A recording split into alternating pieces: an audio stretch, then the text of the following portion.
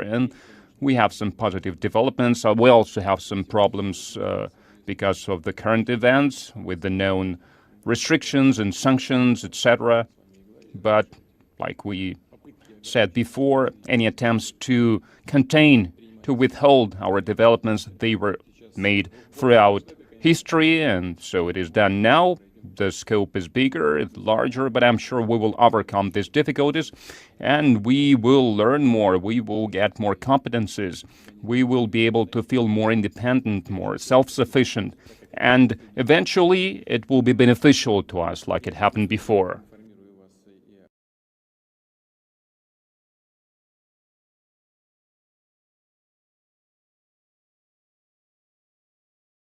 Or to those council members who wish to make statements. I give the floor to the representative of the Russian Federation.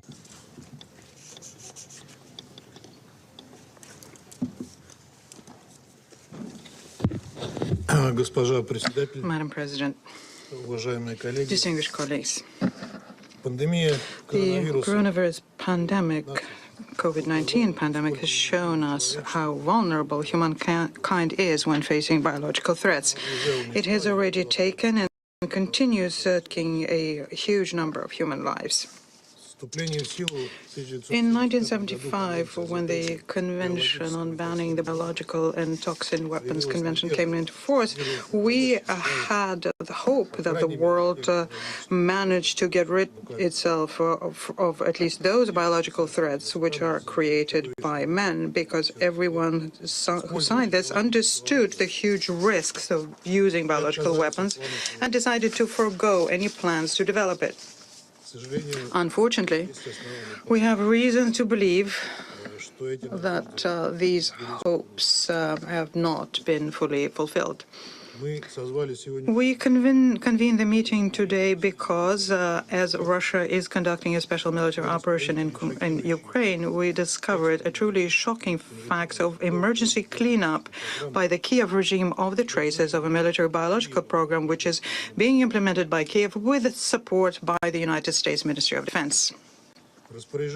Our Ministry of Defense, Russian Ministry of Defense, now has documents which confirms that on the territory of Ukraine there was a network consisting of at least 30 biological laboratories in which very dangerous biological experiments are being conducted, aimed at strengthening the pathogenic qualities of the plague, anthrax, tularemia, cholera, and other lethal diseases using synthetic biology. This work is being done and funded and supervised by the Defense Threat Reduction Agency of the United States, including in the interest of the National Center for Medical Intelligence of the United States Ministry of Defense. The key role in implementing this program was placed by the Central Reference Laboratory with the Biosafety Level 3, using for its the basis of the Ukrainian Scientific Anti-Plague Institute named after Mechnikov and located in Odessa. An active participant here was also conducted by research centers in other cities of Ukraine, in Kiev, in Lvov, in Kharkov, in Dnepr, in Kherson, in Ternopil, in Uzhhorod, and Vinnytsia. The results of this work were being sent to military biological centers in the United States, including into the U.S. Army Medical Research Institute of Infectious Diseases, into the Walter Reed Army Institute of Research, into the Naval Medical Research of the U.S. Navy, and into the U.S. Army Biological Warfare Laboratories in Fort Detrick, which used to be being key facilities of the American program to develop biological weapons. All of these materials are available on the website of our Ministry of Defense, and our Ministry of Defense is describing them in the course of their daily briefings. Let me just dwell on the more salient examples. Our military became aware of the details of the project UP4, which was being conducted in laboratories of Kiev, Kharkov, and Odessa. The goal is to study the possibility of spreading particularly dangerous infections using migratory birds.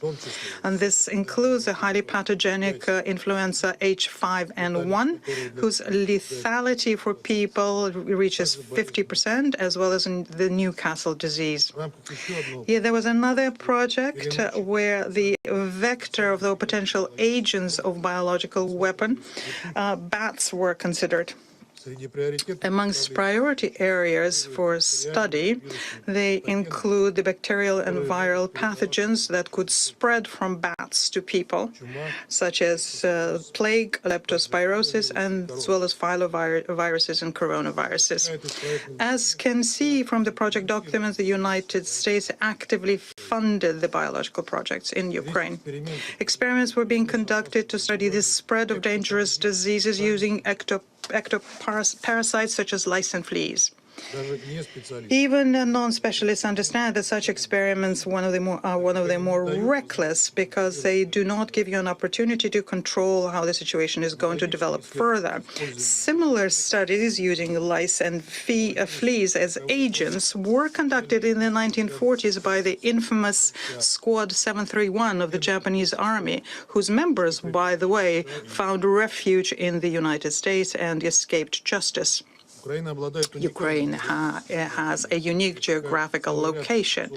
A whole number of migratory routes cross there for potential spreaders of disease, and many of them go through Russia and Eastern Europe. The research I just mentioned was conducted at the very heart of Eastern Europe and in immediate proximity of the Russian border. As the data we received shows us, the birds which were ringed and released as a result of bio-research in Kherson Zoo, they were caught in Ivanovo and Voronezh Oblast of the Russian Federation later. And the analysis of the materials shows that there was a transfer from biolaboratory in Kharkov abroad of about 140 containers with ectoparasites of bats. And we do not know what was the further fate of these dangerous materials and what a consequence is going to be of the fact that there was no international control there and they will simply dissolve, quite probably, over Europe. In any event, there is a very high risk that they will be stolen and used for terrorist purposes or that they will be sold on the black market. Using the pretext of curing for coronavirus, from Ukraine into the Walter Reed Institute in the United States, several thousand samples of blood serum of the people was taken, and most of them are of Slavic extraction. Everyone knows how careful people in the West are when it comes to transferring biomaterials of Western nationals abroad. And there is reason for that, because in theory, bioagents can be created which can selectively target specific ethnic groups. At the same time, the activity of biological laboratories, who we notice have been active since 2014, and what is being implemented by the United States within the program of so-called reform of Ukrainian healthcare, led to an uncontrolled growth in Ukraine when it comes to particularly dangerous and economically important infections. There is a growing number of German measles cases, diphtheria and tuberculosis. Cases of measles went up by a factor of more than 100. World Health Organization declared Ukraine a country with a high risk of an outbreak of poliomyelitis. There is also evidence to show that in Kharkov, where one of such laboratories is located, in January 2016, 20 Ukrainian soldiers died from the swine flu and 200 more were hospitalized. By March of the same year, in Ukraine, 364 people already died from swine flu. The outbreak of African swine fever in Ukraine have become a regular occurrence. In 2019, there was an outbreak of a disease which symptomatically is very close to plague. At the time when the military biological studies in the United States were removed because of danger to the people, the Kiev authorities basically agreed to make their country into an experimental platform and using their citizens as guinea pigs. These experiments with a potential risk for the entire country is something that went on for years. And we can see in this yet another confirmation of an extraordinary cynicism of Kiev's mentors who tell us all the time that they're very concerned by the fate of the Ukrainian people. If we are to believe what is being said by Reuters, and the WHO recommended that Ukraine should eliminate the particularly dangerous pathogens they have to make sure that they avoid leaks. Otherwise, this could lead to the spread of diseases amongst the population. And we don't know whether Kiev implemented that recommendation. The Ministry of Defense of ours has materials stating that all of the serious studies of high level of danger in biological laboratories in Ukraine were conducted under the leadership of specialists of the United States who had diplomatic immunity. Currently, according to our Ministry of Defense, the Kiev regime, according to the request of their Western mentors, are trying to clean it all up to make sure that the Russian side does not find direct evidence that the United States and Ukraine are violating Article 1 of Biological and Toxin Weapons Convention. Their biological programs are being urgently closed up, and the Ministry of Health of Ukraine set us up the goal to, as of the 24th of February, fully destroy the bioagents in laboratories. The analysis of instructions in laboratories tells us that the order of liquidations is aimed at their irretrievable elimination. Our analysis shows that in Lviv alone, 233 containers with leptospirosis agents were destroyed, 30 with tularemia, 10 with brucellosis, 5 with plague. Overall, 320 containers. The nomenclature and the excessive number of biopathogens leads us to believe that these work were conducted within the framework of a military biological program. I would like to address my colleagues from Europe separately.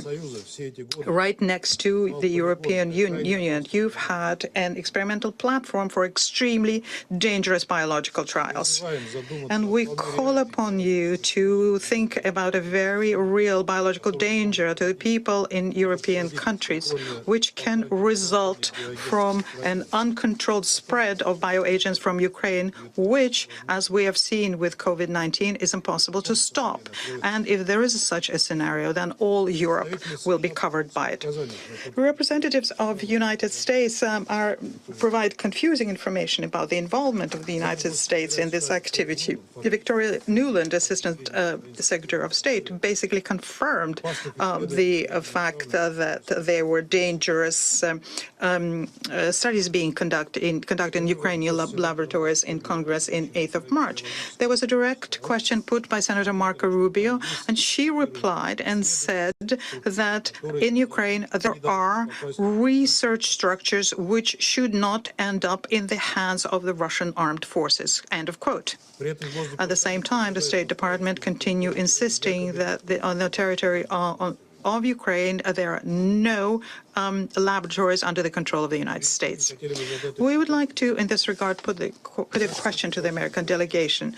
How can this tally with the agreement of 2005 between your Ministry of Defense and Ministry of Health of Ukraine about cooperation in the area of development technologies and pathogens, which could be used so as to develop bioweapons? This document exists in the internet, and in line with Article 3 of this agreement, the Ministry of Defense of the United States can extend assistance to the Ministry of Health of Ukraine in the area of joint biological research, determining threats from biological agents and working out a response to them as relates to, and I quote, to the dangerous pathogens deployed on objects on the territory of Ukraine.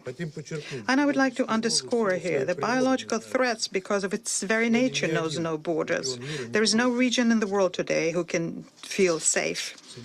The United States are overseeing several hundreds laboratories in 30 countries in the Middle East and Africa, Southeast Asia, and also on the perimeter of the former USSR.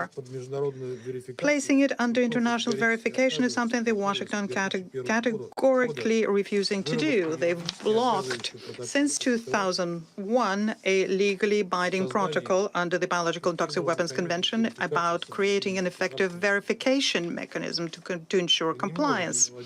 And this can but lead us to the thought that the United States have something to hide. I call upon colleagues in these regions to think about what kind of an activity Washington is conducting on their territory, what the consequences for your people will be.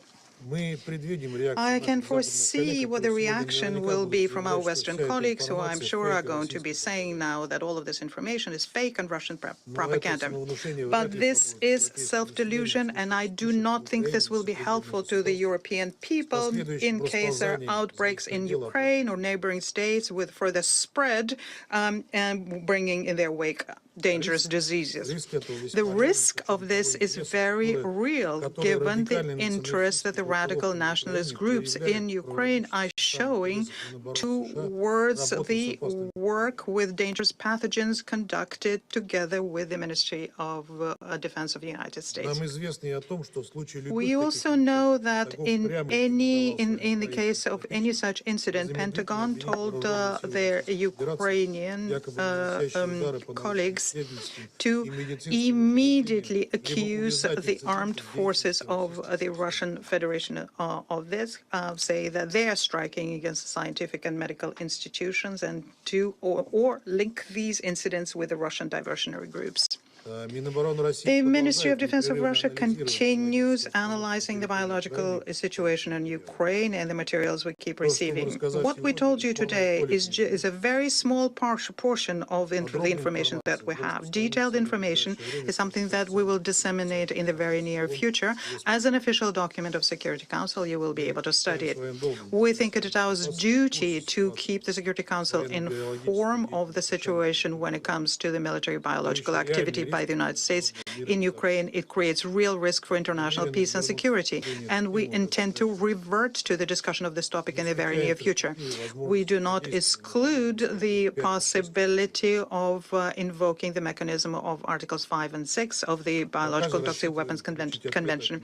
At present, however, we expect to hear responses from the American side to the questions that we put. I thank you, Madam President. And we have some positive developments. We also have some problems because of the current events with the known restrictions and sanctions, etc. But like we said before, any attempts to contain, to withhold our developments, they were made throughout history, and so it is done now. The scope is bigger, it's larger, but I'm sure we will overcome these difficulties, and we will learn more, we will get more competencies, we will be able to feel more independent, more self-sufficient, and eventually it will be beneficial to us like it happened before this year. And we have some positive developments. We also have some problems because of the current events with the known restrictions and sanctions, etc. But like we said before, any attempts to contain, to withhold our developments, they were made throughout history, and so it is done now. The scope is bigger, it's larger, but I'm sure we will overcome these difficulties, and we will learn more, we will get more competencies, we will be able to feel more independent, more self-sufficient, and eventually it will be beneficial to us like it happened before this year. And we have some positive developments. We also have some problems because of the current events with the known restrictions and sanctions, etc. But like we said before, any attempts to contain, to withhold our developments, they were made throughout history, and so it is done now. the scope is bigger, it's larger, but I'm sure we will overcome these difficulties and we will learn more, we will get more competencies, we will be able to feel more independent, more self-sufficient, and eventually it will be beneficial to us like it happened before this year. And we have some positive developments. We also have some problems because of the current events with the known restrictions and sanctions, etc. But like we said before, any attempts to contain, to withhold our developments, they were made throughout history, and so it is done now. The scope is bigger, it's larger, but I'm sure we will overcome these difficulties and we will learn more, we will get more competencies, we will be able to feel more independent, more self-sufficient, and eventually it will be beneficial to us like it happened before.